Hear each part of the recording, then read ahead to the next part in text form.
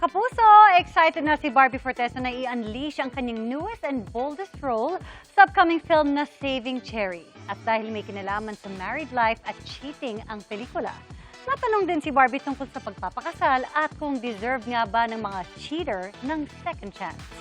Makichika kay Aubrey Carampel. Do cheaters deserve a second chance? No. Thank you. Yan ang diretsyong sagot ni Barbie Fortesa nang tanungin ng cast sa MediaCon ng upcoming comedy film na Saving Cherry tungkol sa cheaters. Bibida si Barbie sa naturang film as the titular character ni Cherry. At excited na raw siya na ipakita ang isang side ng kanyang pagkatao na first time raw makikita ng publiko. In-unleash ko lang yung wild side ko. Wow! Yes! Yeah! Hindi ko rin akalain na may ganun din akong side. Wild pero may dahilan, may lalim. Ito na nga raw ang pinaka-mature role na kanyang ginampanan dahil tumatalakay din ang pelikula sa married life at cheating. At dahil pinag-usapan din sa MediaCon ang eksena sa film na naka-wedding dress si Barbie, natanong din ng cast tungkol naman sa kanilang dream wedding. I wanna get married in Vegas. Wow! Elopement. In Vera Wang. Para may divorce. Pero sa totoo raw, malayo pa sa isip ni Barbie ang pagpapakasal. Hindi pa raw siya ready at self-love muna ang kanyang priority.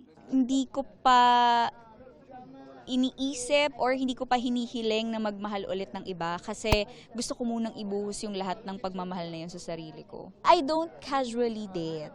Date to marry ang baklat. Saving Cherry nga, diba? So date to marry po ako. So not until I'm ready and I'm really sure of the person I'm gonna go out with, hindi ako nakikipag-date.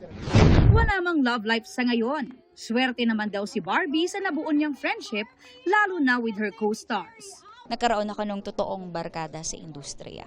Very proud naman kay Barbie ang kanyang kapuso co-stars. I know it's a milestone in your career. That's why it will be a milestone in mine. Ibang level yung professionalism ni Ate Barbie. Matututo ka sa kanya. Very generous, sobrang giving. Work ethic niya is crazy. She's the first to arrive sa aming lahat.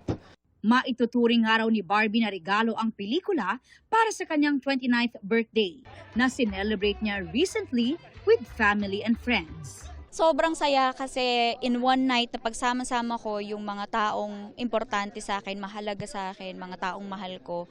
Ganun pala yun. Yung parang lahat ng nasa diary ko nandun. Aubrey Carampel, updated sa showbiz sa Pine.